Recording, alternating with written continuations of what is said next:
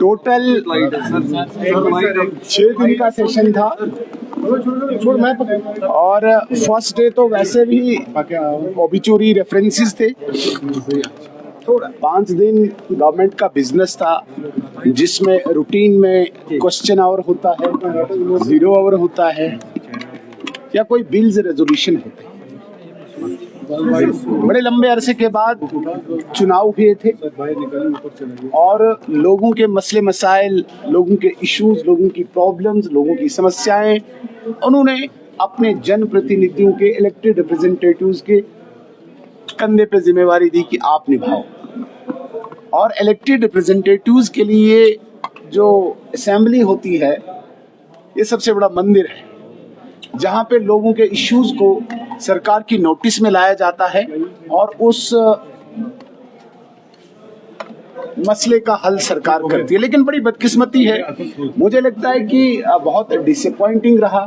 एक तो बहुत छोटा सेशन रहा और सारे एमएलए को टाइम नहीं मिला अपने इलाके का, अपने क्षेत्र के मसले मसाइल उठाने के।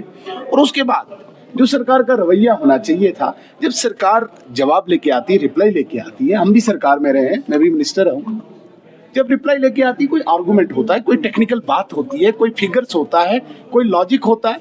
नॉन सीरियसनेस इस सरकार की, कोई आर्गुमेंट नहीं, कोई फिगर नहीं, कोई फैक्ट नहीं, कोई उनके पास मतलब लॉजिक ही नहीं है। तो इससे बड़ा मुझे लगता है कि मजाक लोगों के साथ कुछ और हो नहीं सकता।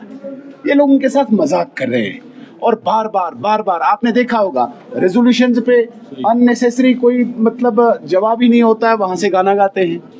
करप्शन के चार्जेस सरकार पे लगे, कोई जवाब नहीं, कोई इन्वेस्टिगेशन नहीं। तो मुझे लगता है कि सरकार बेनकाब हो चुकी है और फेल हो चुकी है।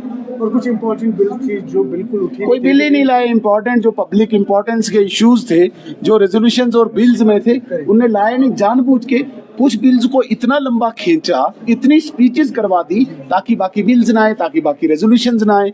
क्यों? सरकार भागना चाहती है, सरकार बेनकाब हो रही थी, उनका फेलियर लोगों के सामने आ रहा था, इसलिए वो भागना चाहती है।